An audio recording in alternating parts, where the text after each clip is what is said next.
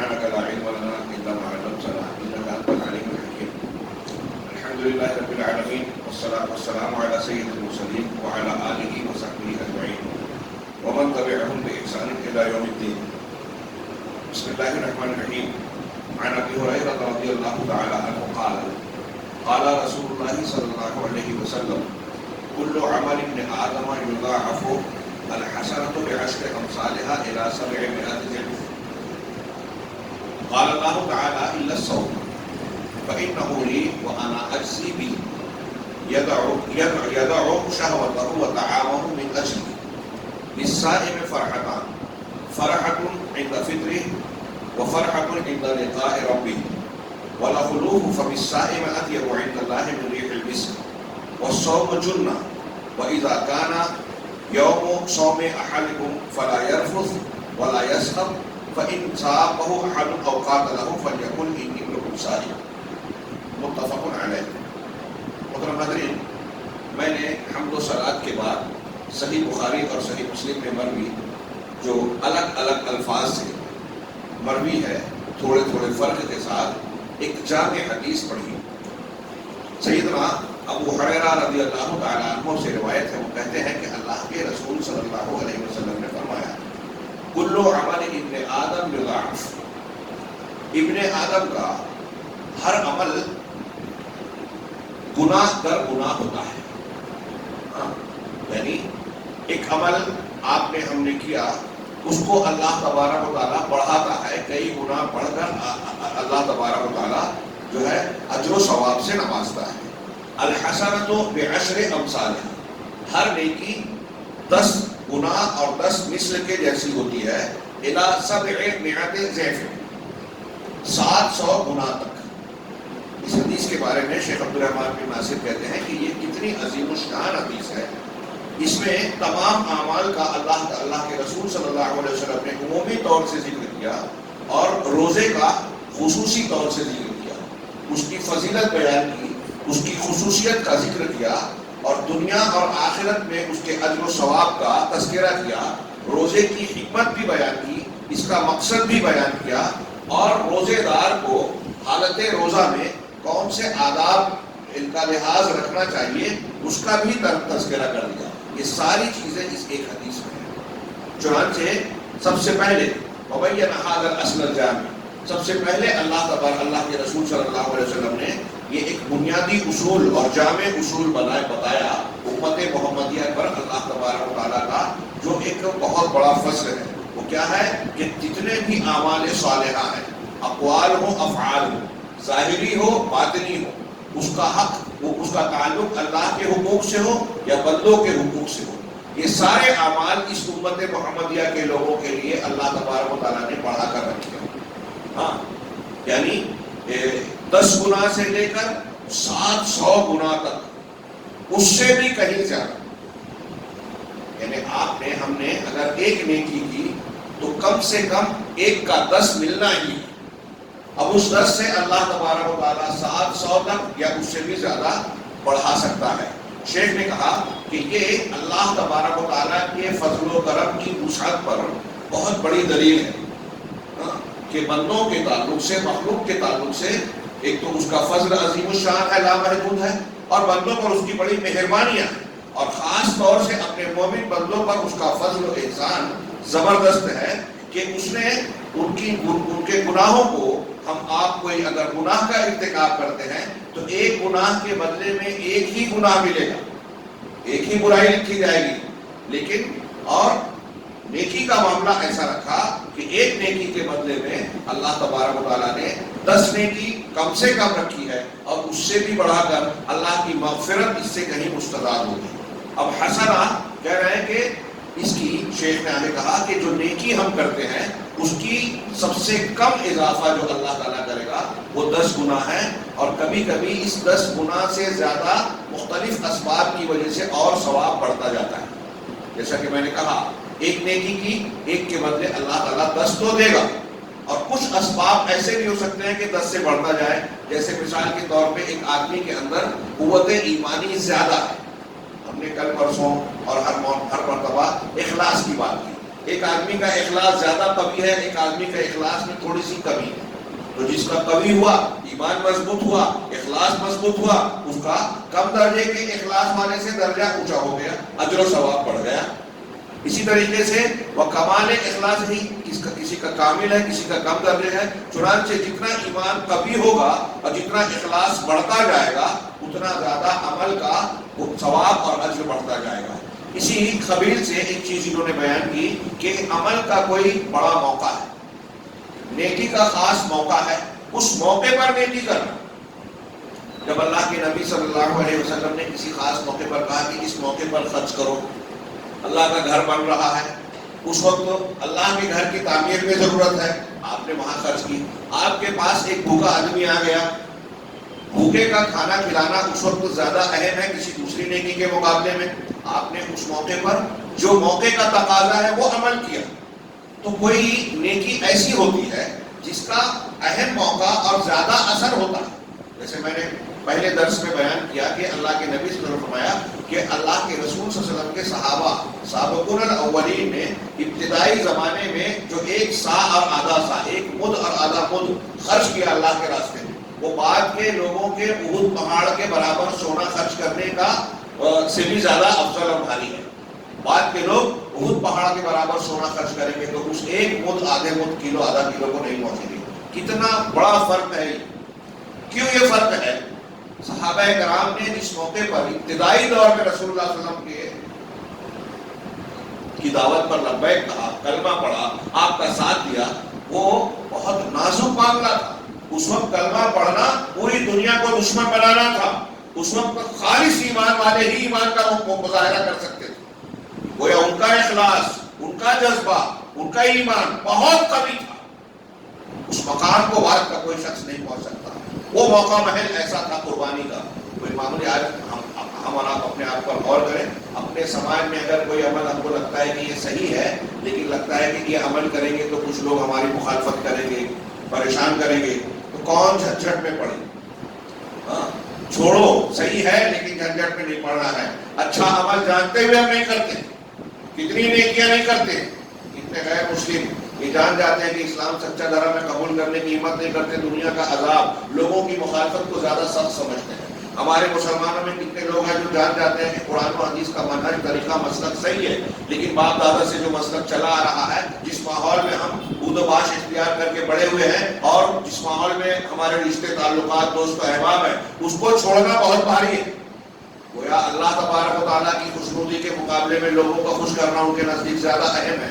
اللہ تعالیٰ کے عذاب کے مقابلے میں لوگوں کی مخالفت ان کے نزدیک زیادہ سخت ہے.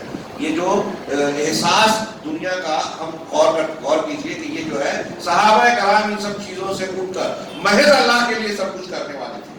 تو شیخ نے کہا کہ کسی نیکی کا خاص موقع ہوتا ہے، آپ نے موقع پر خرچ کیا. جیسے جہاد اور علم کا موقع آیا، آپ نے وہاں خرچ کیا. اسی طرح عام دینی مشروعات، کوئی دینی منصوبہ اور مسلمانوں کے عمومی فائدے کا کوئی کام ہو رہا ہے، اس وقت آپ نے خرچ کیا.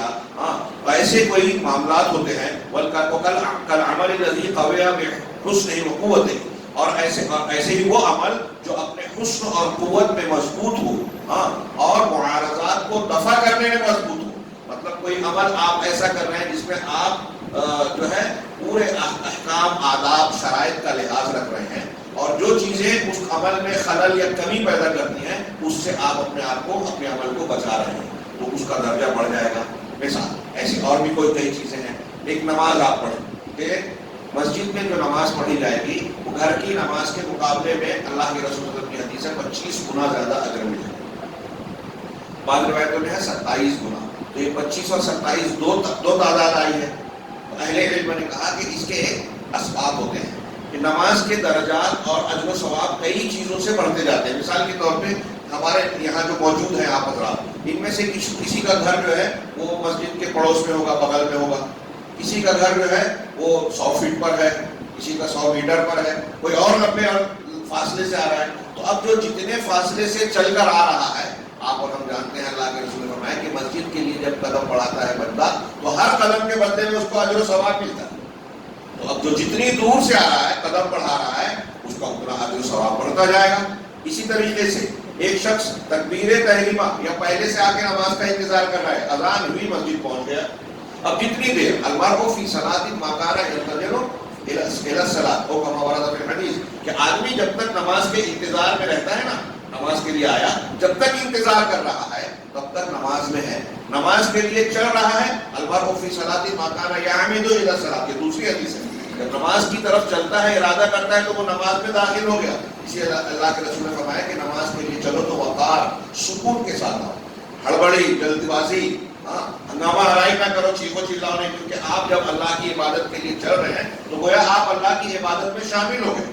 تو اب جتنا قدم آپ بڑھا رہے ہیں یا جتنا انتظار کر رہے ہیں، آپ تکبیر تحریمہ میں امام کے ساتھ شامل ہو رہے ہیں، تو ایک آدمی تکبیر تحریمہ کے بعد آ رہا ہے، ایک آدمی ایک رکعت کے بعد آ رہا ہے، 2 رکعت کے بعد آ رہا ہے، آخری رکعت میں آ رہا ہے، تو جو جتنا پہلے آیا اس کا اتنا زیادہ اجر بڑھتا جائے گا۔ یہ میں کچھ مثالیں جو شیش نے دی اور ایک دو مثالیں اپنی طرف سے بیان کر رہا ہوں، جس سے آپ اندازہ لگا سکتے ہیں کہ اعمال کے درجات جو کم سے کم 10 تو ملنا، 10 سے جو بڑھتا ہے، کسی کو 100 گنا، کسی کو 200، 700 سے بھی زیادہ۔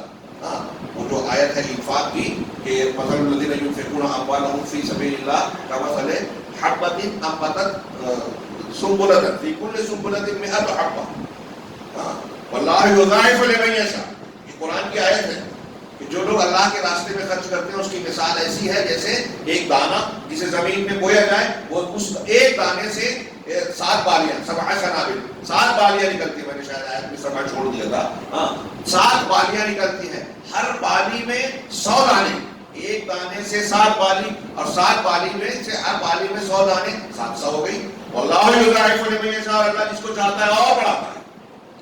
کہ اللہ کے راستے میں خرچ کرنے کی فضیلت بتائی۔ یہ انہوں نے کچھ مثالیں دینے کے بعد ایک بڑی پیاری مثال دی، اسی طریقے سے اصحاب غار کے قصے میں، اور جو اللہ کے رسول صلی اللہ علیہ وسلم نے بتایا وہ فاحشہ اور زانیہ عورت جس نے کتے کو پانی پلا دیا تھا، ایک زانیہ عورت۔ اصحاب غار والا واقعہ، 3 لوگ جو ہے پھنس گئے تھے، اپنی نیکیوں کو یاد کیا اور خالص اللہ کے لیے کیا تھا۔ اس روایت میں آپ دیکھیے کہ خالص اللہ کے لیے کی گئی عمل کو انہوں نے ذکر کیا کہ ہم کو اس کے بدلے میں اس مصیبت سے نجات دے دیں۔ ایسے ہی ایک عورت جس جو زانیہ ہے، بدکار تھی، اس نے ایک پیاسے کتے کو دیکھا کہ وہ مٹی پر اپنی زبان لگا رہا ہے، پیاسا ہے، تو اس نے کنویں سے پانی نکال کر اس کتے کو پانی پلا دیا۔ وہ عورت زانیہ تھی، اللہ تبارک و تعالیٰ نے اس کو بخش دیا۔ ہاں، اسی طریقے سے کچھ ایک عورت کے بارے میں اس کے برخلاف ہمیں ملتا ہے کہ اس نے ایک بلی کو باندھ دیا تھا، نہ خود کھانا کھلایا اور نہ اسے چھوڑا کہ وہ اپنا شکار، اپنا کھانا حاصل کر کے کھا لے۔ وہ مر گئی، اس کی وجہ سے اللہ نے اس کو جہنم رسید کر دیا۔ اب تھوڑی دیر کے لیے سوچیے، ہم ایسے دیکھتے ہیں کہ بلی کو پانی پلا دینا کتنی بڑی نیکی ہے، اس کی وجہ سے آدمی جنت میں چلا گیا۔ اب اس میں خوش فہمی میں مبتلا ہم نہ ہو جائیں کہ بھائی ایک ٹھیک ہے کہ اس نے تو بلی پلا، ہم اتنے روزے داروں کو افطار کرا رہے ہیں، اتنے فضیلت کا کام کرا رہے ہیں، تو ہمارے لیے تو بالکل پکی جنت ہے ایک بلی کو پانی، لیکن وہ بلی کو پانی پلانے والا موقع محل، اس کا پانی پلانے کا جذبہ، یہ اللہ جانتا تھا۔ تو اس کے جذبے، اخلاص، نیت، وقت اور موقع محل کا عمل، اس کی بنیاد پر ایک چھوٹا دکھائی دینے والا عمل بہت بڑے اثرات اور اجر و ثواب کا سبب بن گیا۔ یہ چیزیں اللہ تبارک و تعالیٰ خوب جانتا ہے۔ اسی طرح وہ عمل جو بہت سارے دوسرے اعمال کو نتیجہ دیتا ہے۔ کوئی ایک عمل آپ نے ایسا کیا کہ آپ نے ایک ہی عمل کیا، لیکن آپ کے ایک عمل کی وجہ سے دوسرے بہت سارے لوگ عمل کر رہے ہیں۔ آپ نے ایک بچے کو تعلیم دے دی، مثال کے طور پر، ہمارے یہاں لوگ اس کو غیر اہم سمجھتے ہیں۔ دوسری جگہوں پر خرچ کر دینا، علماء پر، طلباء پر خرچ کرنا، ہمارے سماج میں، ہندوستان میں اس کو بہت کم لوگ سمجھتے ہیں۔ یہ کوئی معمولی نیکی نہیں ہے۔ آپ نے ایک عالم کو تیار کیا، ایک امام، عالم، داعی، مبلغ کا خرچ آپ نے اپنے ذمہ لے لیا۔ ہاں، آج کل ہمارے یہاں ہندوستان میں یہ نہیں ہوتا، پہلے ہوتا تھا، اور اسلامی حکومت میں ہوتا تھا۔ بڑے بڑے جو ائمہ، محدثین بے فکری سے کام کرتے تھے نا دین کا، دعوت کا، بڑے بڑے رؤسا، اوبرا، بادشاہ ان کا وظیفہ مقرر کر دیتے تھے کہ آپ کا خرچ کتنا ہے منتھلی، اتنا ہے، اس سے بڑھا کر ہم دیں گے، آپ معاش کے چکر میں مت پڑو، آپ دین کا کام کرو، کتابیں لکھو، دعوت کا کام کرو۔ تو اب ایک نیکی آپ نے کی، ایک مولوی صاحب کو، ایک کو آپ نے داعی بنا دیا، اس کا مہینے کا خرچ آپ نے مقرر کر دیا، یا ایک طالب علم کو آپ پڑھا رہے ہیں، اب وہ 10 لوگوں تک دین پہنچا رہا ہے، 50 لوگوں کو جو ہے سچے راستہ یا تربیت کر رہا ہے، ان کو تعلیم دے رہا ہے، کسی ایک انسان کو اس نے مسلمان بنا دیا، کسی ایک 10 آدمی کو اس نے شرک و بدعت سے توبہ کروا دی. سوچئے کہ آپ نے ایک خرچ کیا ایک عالم پر، لیکن وہ آپ کا ایک خرچ کرنا اس عالم کو جو بے فکر بنا کے داعی بنا رہا ہے، کتنے لوگوں تک فیض پہنچا رہا ہے. میں ایک مثال دے رہا ہوں، ایسی اور بھی بہت ساری چیزیں. ایک آپ نے مسجد بنائی، آپ نے ایک مسجد بنا دی، لیکن اب اس مسجد میں نمازیں ہو رہی ہیں، دروس ہو رہے ہیں، اللہ کے دین سے متعلق بہت سارے تعلیم و تربیت کے کام انجام دیے جا رہے ہیں، مردوں کے ساتھ ساتھ عورتوں کی بھی یہاں تربیت ہو رہی ہے. تو آپ نے ایک کام کیا، لیکن اس ایک کام کے ساتھ اور کئی کام ہو رہے ہیں. جتنی یہ نیکیاں آپ کے اس کام کی وجہ سے ہوتی جائیں گی، اتنا آپ کو اجر و ثواب ملتا جائے گا. بات سمجھ میں آ رہی ہے؟ تو کیسے یہ مختلف اسباب ہیں جس کی بنیاد پر درجات اعمال کے اجر و ثواب بڑھتے جاتے ہیں. کہہ رہے ہیں وَيَقْتَدِي بِهِ غَيْرُهُ. کبھی کبھی ایسا ہوتا ہے کہ آپ نے کوئی ایک نیک عمل کیا، آپ کی دیکھا دیکھی کوئی دوسرا نیک کوئی عمل کرنے لگا، تو اس کا اجر اس کو جو کرنے والا ہے بعد میں اس کو تو مل رہا ہے، ساتھ میں آپ کو بھی ملے گا. اللہ کے رسول صلی اللہ علیہ وسلم صحابی کو جو اپنے پیٹھ پر اناج لاد کر لایا اور پیش کیا، اس کو دیکھ کر دوسرے صحابہ لائے، تو آپ نے کہا کہ یہ اچھی سنت اور طریقہ ہے. جو اسلام میں ایسا کرے گا اس کو خود اپنے عمل کا بھی، بعد والے جو کریں گے ان کے عمل کا اجر تو ان کو ملے گا، ساتھ میں اس پہلے کرنے والے کو بھی ملے گا. یہی حال گناہ کا بھی ہے. قابل نے پہلا قتل کیا، اب دنیا میں جو بھی قتل ہوگا اس قاتل کو گناہ جو ملے گا حابیل کو بھی ملے گا، کیونکہ اس نے دنیا میں سنت قتل جاری کی. تو ایسے ہی نیکیوں کا معاملہ ہے. تو آپ نے کوئی ایسی نیکی کی، دوسروں کے لیے نمونہ بن گئے اور وہ آپ کو دیکھ کر وہ نیکی کر رہا ہے، تو اس کا اجر و ثواب ملتا جائے گا. یا پھر کوئی شرکت کرنے والا اس میں شرکت کرتا ہے، اسی طرح کسی ضرورات کو، جو پریشانیاں، ضرورت عظیم ضرورتوں کو دفع کرنا، اور ایسی اور بھی کئی چیزیں ہیں کہ آپ کسی خاص جگہ، خاص مقام پر عبادت کر رہے ہیں. اب ایک عام جگہ عبادت کرنا، حرم میں عبادت کرنا، اس کا فضل درجہ بڑھ جاتا ہے.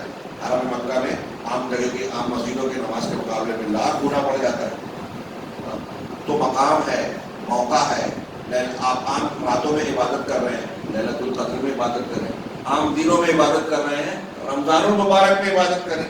رمضان کی عبادت کے سلسلے میں 1 کا 70 والی روایت ضعیف ہے، لیکن جو حج والی روایت ہے کہ العمرۃ فی رمضان حجتی معی او کما ورد فی الحدیث، کہ رمضان میں عمرہ کرنا حج کی طرح ہے، اور بعض روایتوں میں کہ میری طرح، اللہ کے رسول فرماتے ہیں کہ میرے ساتھ حج کرنے کی طرح ہے. رمضان کا عمرہ حج کا اجر و ثواب دلاتا ہے. گویا رمضان میں یہ موقع محل کے اعتبار سے نیکیاں بڑھ جاتی ہیں.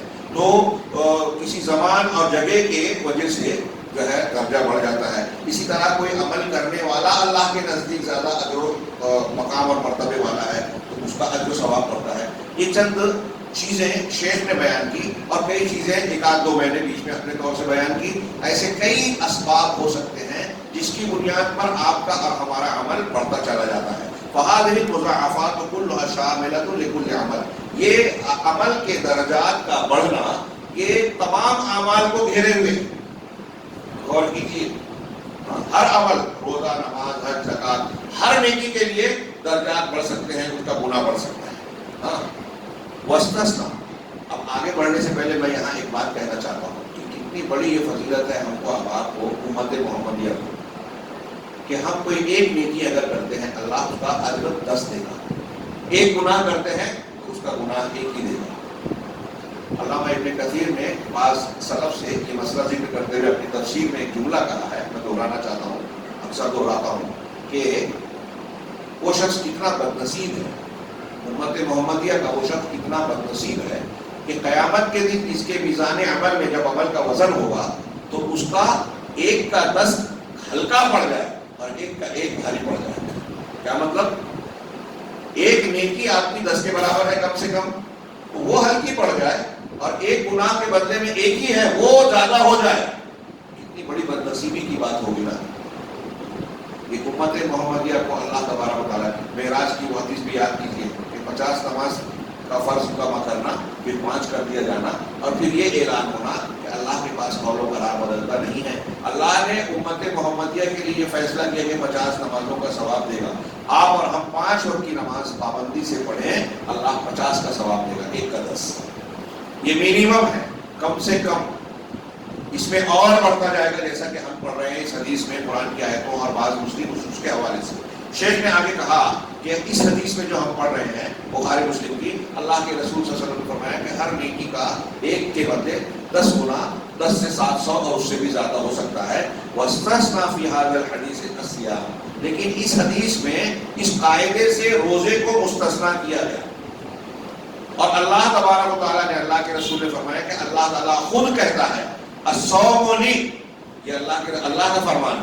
اللہ نے روزے کو اپنی طرف منسوخ کیا, اس کی نسبت اپنے آپ کی طرف کی, اور یہ کہا کہ وہ اس کا اجر و ثواب, اس کی کوئی گنتی نہیں ہے, اس کا کوئی پیمانہ نہیں ہے, 1 سے 70 700 نہیں. محض اللہ تعالیٰ اپنے فضل و کرم سے بغیر کسی مقابلے اور آپ کے اور ہمارے حساب کتاب سے ہٹ کر, جس میں کہ دوسرے سارے اعمال مشترک ہیں کہ 1 سے 10 اور 10 سے 700 گنا اور اس سے زیادہ, یہ سارے اعمال کا معاملہ ہے, لیکن روزہ اس سے مستثنیٰ ہے. روزے کا معاملہ ان اعمال سے بڑھا ہوا ہے. یہ ایسی چیز ہے, شیخ نے کہا, کہ جس کو بیان نہیں کیا جا سکتا. ھذا شیء لا یمکن التعبیر عنہ, یہ ایسی بات ہے, روزے کی ایسی فضیلت ہے. روزہ اس معنی میں غور کیجئے, نماز, روزہ, حج, ان تمام نیکیوں سے ایک الگ شان یہاں رکھ رہا ہے کہ اللہ تعالیٰ بذات خود کہہ رہا ہے کہ الصوم لی وانا اجزی بہ, سارے نیکیوں کا 1 کا 10 اور 700 ہوگا, لیکن روزہ الگ ہے, وہ میرے لیے ہے اور میں ہی اس کا بدلہ دوں گا.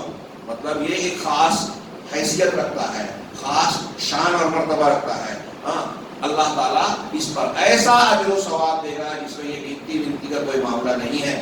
شیخ نے کہا کہ اس کا ایسا اجر اور بدلہ دے گا جسے کسی آنکھ نے دیکھا نہیں, کسی کان نے سنا نہیں اور کسی دل نے سوچا نہیں. چنانچہ حدیث میں گویا یہ کیوں ہے, روزے کی یہ خصوصیت کیوں ہے, اس کی اگلے جملے میں ایک وجہ بھی بتائی گئی, علت بھی. گویا اس تخصیص کی وجہ آگے بیان کیا گئی, بیان کیا اللہ کے رسول نے اور اللہ تعالیٰ نے, کہ روزہ نے جو آگے کہا کہ اللہ تعالیٰ نے کہا کہ یدع شہوتہ وطعامہ من اجلی, روزے دار اپنی شہوت کو, خواہشات کو, کھانے پینے کو میری وجہ سے چھوڑتا ہے. بعض روایتوں میں ہے کہ اپنی لذت کی چیز کو, اپنی بیوی سے فائدہ اٹھانے کو, اپنی ضرورت اور جو جائز چیزوں سے وہ پسند کرتا ہے استعمال کرنا, وہ ساری چیزیں اللہ تعالیٰ کہہ رہا ہے کہ میرے لیے چھوڑتا ہے. بندہ میرے لیے یہ ساری چیزوں کو چھوڑتا ہے, میری وجہ سے چھوڑتا ہے کھانا پینا. گویا یہ وجہ ہے کہ روزہ بندے اور اللہ کے درمیان کا معاملہ ہے, اور یہ بندے اور اللہ کے درمیان کا ایک راز بھی ہے. آپ اور ہم ابھی روزے سے ہیں, غسل خانے میں گئے, نہاتے ہوئے پانی پی سکتے ہیں. کسی انسان کو, بشر کو, گھر والوں کو پتہ چلے گا کہ ہم نے روزہ توڑ دیا یا کھانا پینا استعمال کر دیا, لیکن ہم ایسا نہیں کرتے. کیوں؟ اس لیے کہ ہمیں معلوم ہے کہ ہم نے جس ذات کے لیے روزہ رکھا ہے وہ ہمیں دیکھ رہا ہے, وہ ہمارے دل کی کھٹک اور ارادوں کو بھی جانتا ہے. عمل تو بہت بڑی بات, ہم نے ایک قطرہ جان بوجھ کر حلق سے اتارا تو اللہ تبارک و تعالیٰ کو اس کی خبر ہو جائے گی, اتارنے سے پہلے خبر ہو جائے گی, وہ اس سے چھپے گا نہیں. لہذا ایک روزے دار جو ایمان و احتساب کے ساتھ روزہ رکھتا ہے تو وہ تنہائیوں میں بھی خیانت نہیں کرتا, وہ جانتا ہے کہ رب العالمین مجھے دیکھ رہا ہے. اور یہی عبادت اور تقوی کا اصل جوہر ہے. اللہ تبارک و تعالیٰ انسانوں میں یہی, ہم پہ, ہمارے اور آپ میں یہی مادہ تو پیدا کرنا چاہتا ہے. ہم آج دیکھ رہے ہیں کہ بہت سارے لوگ, انسان, مسلمان, مسجد میں مسلمان ہوتے ہیں, سجدہ رکوع اللہ کو کرتے ہیں, لیکن بازار میں حرام کھاتے ہیں, حرام بیچتے ہیں, سودی لین دین کر رہے ہیں, گالی گلوچ کر رہے ہیں, جھوٹ بول رہے ہیں. شرک اور بدعت کے کاموں کو دیکھ کر پیشانی میں بل نہیں آتا بلکہ شریک ہو جاتے ہیں, وہاں مسلمان نہیں رہ جاتے. اگر ایک آدمی سچا مسلمان ہوگا تو وہ بازار میں ہو, بیوی بچوں کے درمیان ہو, کاروبار میں ہو, اپنی ڈیوٹی پر ہو, ہر جگہ یہ تصور اور یقین رکھے گا کہ اللہ مجھے دیکھ رہا ہے, مجھے اپنے کام میں خیانت نہیں کرنا چاہیے. چنانچہ اللہ تعالیٰ گویا یہ کہہ رہا ہے کہ جب روزے دار اپنے نفس کے نزدیک محبوب چیزوں کو, جس کی محبت اور چاہت اس کے طبیعت میں موجود ہے, ان چیزوں کو چھوڑ رہا ہے, اور ان چیزوں کی محبت پر اللہ کی محبت کو ترجیح دے رہا ہے، مقدم کر رہا ہے۔ ہم کھانا پینا ہماری مرغوب سے مرغوب چیز آ جائے روزے کی حالت میں، اللہ کے لیے روزہ ہے تو ہم ہاتھ نہیں لگائیں گے، منہ میں نہیں ڈالیں گے۔ کیوں؟ یہاں ہماری اس کھانے سے محبت پر اللہ کی محبت غالب ہے کہ ہم اللہ کے لیے روزہ ہیں، اور یہ ضروری امور میں سے ہے۔ تو چنانچہ روزے دار اللہ کی محبت کو مقدم رکھتا ہے۔ اب یہی سبق مہینہ بھر جو ہم عمل کرتے ہیں نا روزے کی حالت میں، اگر زندگی میں اسے اختیار کر لیں تو لعلکم تتقون کا معنی ہمیں حاصل ہو جائے، روزے کا مقصد مل جائے اور ہم بہترین مسلمان بن جائیں اور اچھے مسلمان بن جائیں تو کسی طاقت حکومت کی کیا مجال، دنیا کی کوئی طاقت ہمارا کچھ نہیں بگاڑ سکتی، اللہ کی رحمت اور محبت ہمیں بچائے۔ چنانچہ کہہ رہے ہیں، چنانچہ یہ روزے دار ان تمام چیزوں کو اس طرح سے چھوڑ دیتا ہے کہ اللہ کے سوا اس پر کوئی مبتلا نہیں ہے، اور اللہ کی محبت اس کے نزدیک گویا فیصل ہوتی ہے اور نفس کی محبت کے مقابلے میں غالب ہوتی ہے۔ چنانچہ وہ اللہ تعالیٰ کی مغفرت، اس کے اجر و ثواب کا طالب ہوتا ہے، اور اپنے نفسانی اغراض کے مقابل، نفسانی خواہشات کے مقابلے میں اللہ کی پسندیدگی اور اللہ کی رضامندی کو ترجیح دیتا ہے کہ مجھے وہ مل جائے۔ میں اپنے کھانے پینے کو چھوڑ رہا ہوں، اپنے بیوی بچوں سے بیوی سے لذت اٹھانے کو چھوڑ رہا ہوں، اس لیے اللہ تعالیٰ میرے مجھ سے راضی ہو جائے۔ ہاں، لہٰذا اختصار روزے کا یہ معاملہ ہے، اس لیے اللہ تعالیٰ نے روزے دار کے اجر و ثواب کو اپنے لیے خاص کیا۔ اب یہ جو تشریح میں کر رہا ہوں، یہاں تھوڑی دیر کے لیے غور کیجیے کہ ہم میں سے ہر روزے دار کیا اس قسم کا جذبہ رکھتا ہے، روزہ رکھتے ہوئے کہ ہم یہ ساری چیزیں چھوڑ رہے ہیں اللہ کی محبت میں، اللہ کے حکم کی تعمیل میں۔ تو زندگی میں ہم کو یہ سبق ملا کہ دنیا میں ہم جہاں بھی جیے، جو جیسے بھی جیے، ہماری جو بھی خواہشات نفس ہو، پسند ناپسند ہو، ساری چیزیں اللہ تبارک و تعالیٰ کی مرضی کے تابع ہونی چاہیے، ماتحت ہونی چاہیے۔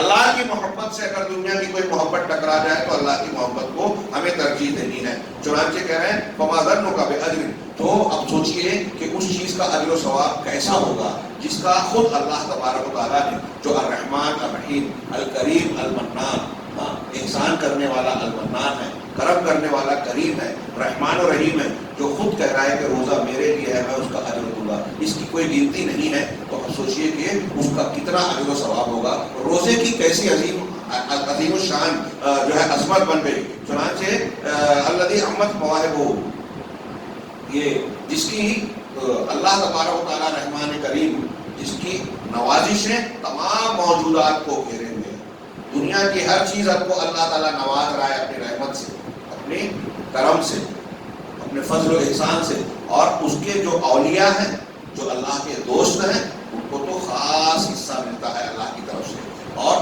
سب سے کامل درجہ ملتا ہے۔ انبیاء کرام کو دیکھیے، اور ان کے لیے اللہ تبارک و تعالیٰ ایسے اسباب اور لطف و احسانات کو متعین کرتا ہے جسے وہ اللہ تبارک و تعالیٰ کی جانب سے اس طرح پاتے ہیں جو انسان سوچ بھی نہیں سکتا اور کسی کے خیال میں آ نہیں سکتا۔ تو اب آپ کا کیا خیال ہے، سوچئے جب اللہ تعالیٰ خود کہہ رہا ہے کہ اخلاص والے روزے دار جو روزہ اخلاص کے ساتھ رکھتے ہیں، اللہ تعالیٰ کہہ رہا ہے کہ وہ میرے لیے ہے، اس کا اجر نہیں دوں گا۔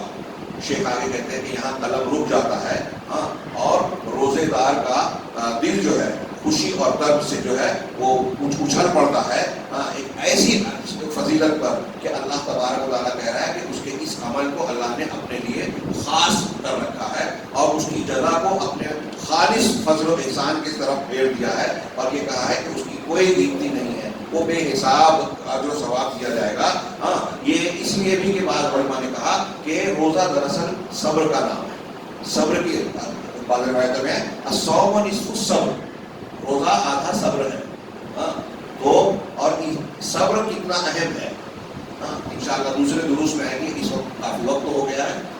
ہماری زندگی کا کوئی بھی کام، کوئی بھی مرحلہ نیکی کا کرنا ہو، برائی سے بچنا ہو، کوئی مصیبت تکلیف صدمے کا معاملہ ہو، ہر جگہ صبر کی ضرورت ہے۔ نیکی سے اپنے آپ کو نیکی پر قائم رکھنے کے لیے صبر کی ضرورت ہے، برائی سے اپنے آپ کو روکنے کے لیے صبر کی ضرورت ہے، اور اگر کوئی میت ہو گئی، صدمہ اور تکلیف اور غم کا معاملہ ہو گیا، وہاں اپنے آپ پر کنٹرول کرنا یہ صبر ہے۔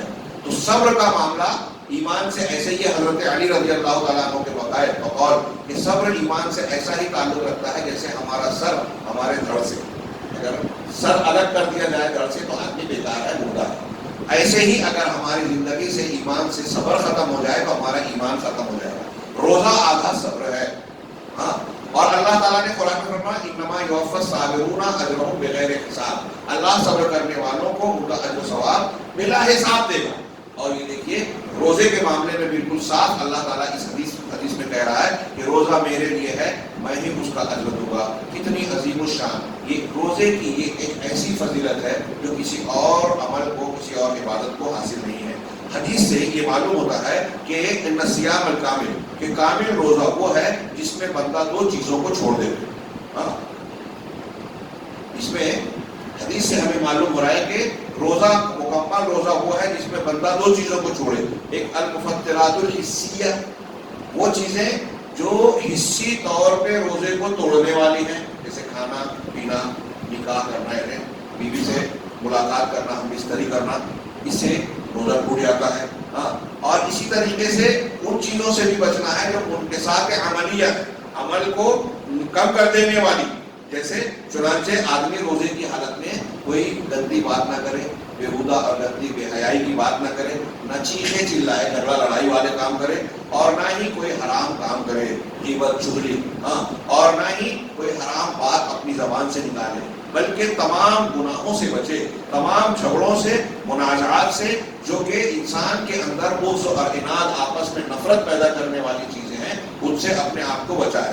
اسی لیے اللہ کے رسول نے فرمایا کہ روزے دار جب روزہ ہو تو فلا یرفث، یعنی کوئی بری بات، بیہودہ بات اپنی زبان سے نہ نکالے. ولا یسخب، اور کہا کہ ایسی بات، ایسا شور نہ کرے جس سے جھگڑے لڑائی کو جو ہے فروغ ملے. جیسا کہ دوسری حدیث میں ہے کہ جو شخص جھوٹی بات کو نہ چھوڑے اور اس پر عمل کرنے کو نہ چھوڑے تو اللہ کو کوئی ضرورت نہیں ہے کہ وہ اپنا کھانا پانی چھوڑے.